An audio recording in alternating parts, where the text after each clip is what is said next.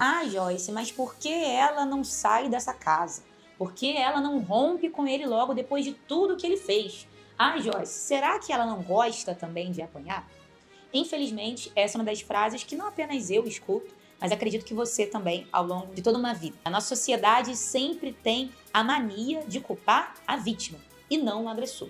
Claro que isso é muito presente na vida das mulheres diante da violência contra a mulher, porém, em outros enredos, em outros tipos de violência, é a mesma coisa. A vítima sendo culpada, o agressor sendo liberado, e aí a gente entrando no mesmo enredo de sempre. Então a gente está aqui para poder quebrar esses paradigmas e falar sobre coisa séria, sobre o ciclo da violência. Se você é uma mulher vítima de violência ou que acredita que talvez esteja entrando nesse ciclo, fica aqui nesse vídeo que a gente vai conversar. E se você conhece uma mulher que precisa de ajuda, não se esqueça, meta a colher, que você vai estar salvando uma mulher. Então vamos lá, a gente tem vários momentos desse ciclo da violência, tá, gente? Não é simples, não é fácil, não é tranquilo de identificar, e muitas das vezes a gente confunde alguns momentos do relacionamento com cuidado e amor, mas na verdade pode ser um princípio da violência. Mas eu vou aqui explicar 3 fases principais desse ciclo, para você poder ter aí um pouquinho de informação e, é claro, sair da violência ou ajudar alguém a sair, beleza? A primeira fase do ciclo da violência é a tensão, onde justamente a mulher começa a observar que aquele agressor é diferente, que ele começa então a controlar ela, que tudo que ela fala começa a ser desmerecido, que as opiniões dela já não valem mais de nada, que a roupa que ela bota, ele começa a opinar demais. Esse batom vermelho, tira, não gosto. O seu cabelo, não sei. Ou então, você era bonita, agora você tá mais ou menos. Pra que andar assim? Eu já te amo. Ou então frases como, você não é muito inteligente, né? E tantos outros tipos de falas e conceitos e tratamentos para desmerecer esta mulher. Até o ponto que ela começa realmente a acreditar. A fase da tensão é a fase desse início da violência, que muitas das vezes não vai ter marcas físicas. Mas é aí que a violência psicológica geralmente mora. Onde você começa, inclusive, a duvidar de si mesmo. Onde você começa a falar, eu não era assim, eu não sentia isso.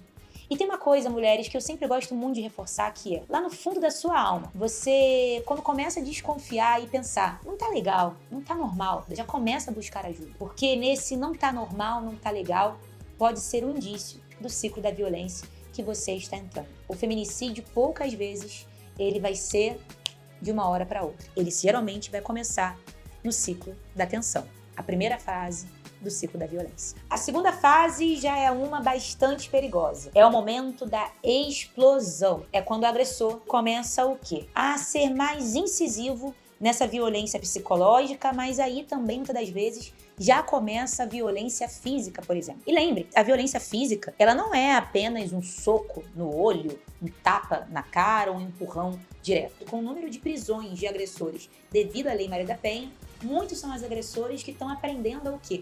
Criar marcas em lugares estratégicos para se blindar.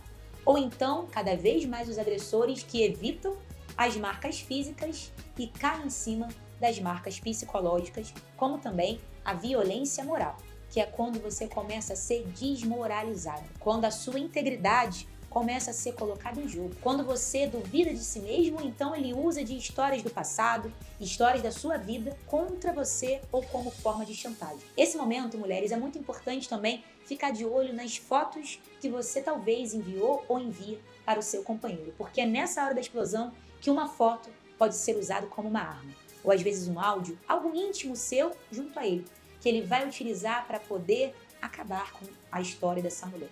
A violência moral, ela é muito subjetiva, mas ela está justamente nesses aspectos, de acabar com a sua moral, com a visão, inclusive, que as pessoas lá de fora têm sobre você.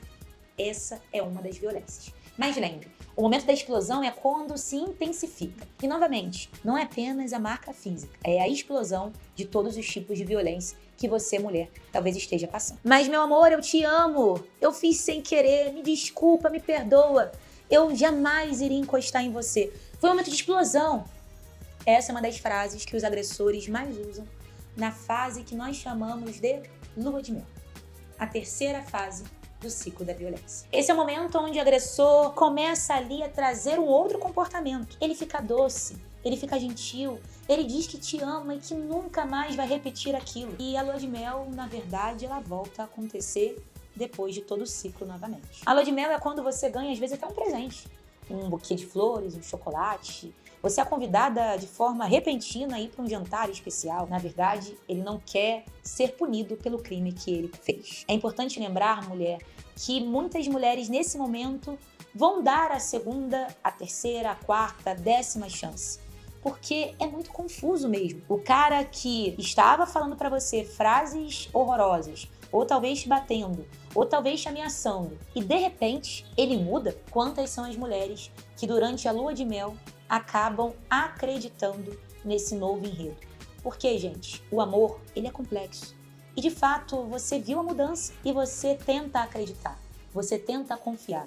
Porque nós mulheres somos ensinadas ao quê? A dar uma segunda chance. Mas será que essa segunda chance talvez não seja o último respiro dessa mulher? É aí que, infelizmente, muitas vão retornar e retornar e retornar para aquele mesmo ciclo. Nesse momento, a confusão mental é muito estratégica para o agressor.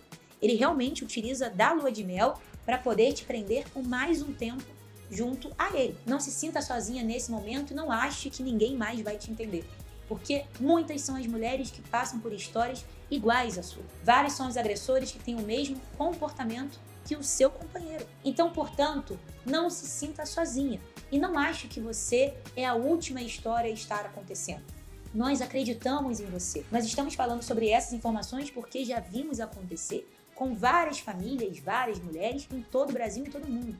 E um ponto também que eu quero muito lembrar aqui: o relacionamento abusivo, a violência contra a mulher, ela não acontece apenas entre relacionamentos heterossexuais. E ela também não acontece apenas entre relacionamentos amorosos. Pode acontecer entre um pai e uma filha, entre um filho e a sua própria mãe. Todo esse ciclo pode acontecer com vários tipos de formatos de amor.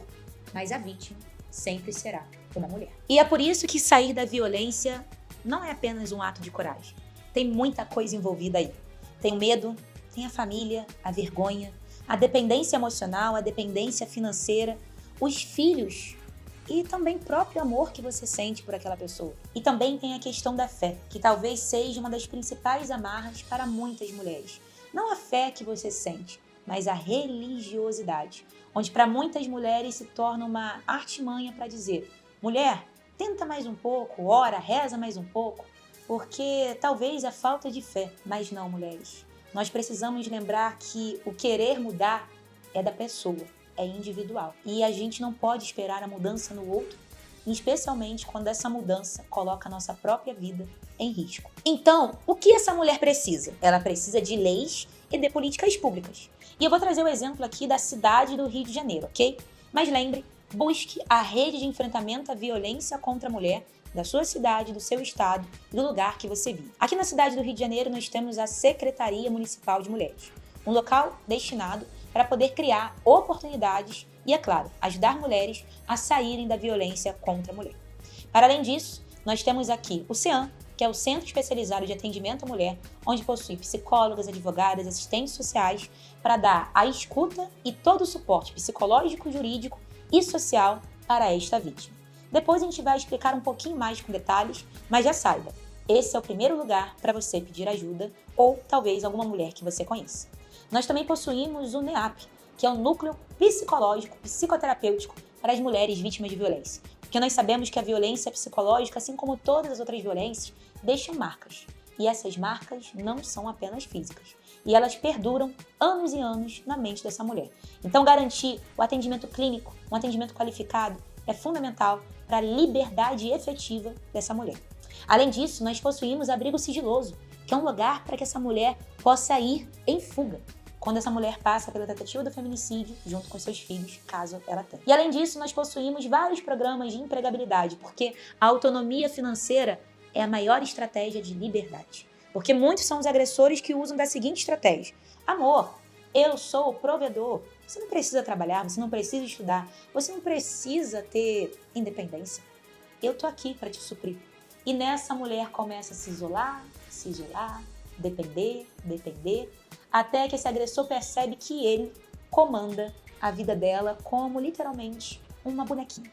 E a partir daquilo, quantas são as violências que ele se sente na permissão de fazer porque, não é ele que paga todas as contas?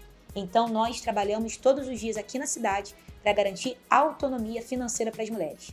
Porque não é sobre a mulher estar acima do homem, é sobre homens e mulheres terem total liberdade de dizer um basta, quando o relacionamento não é bom nem para um lado, nem para o outro.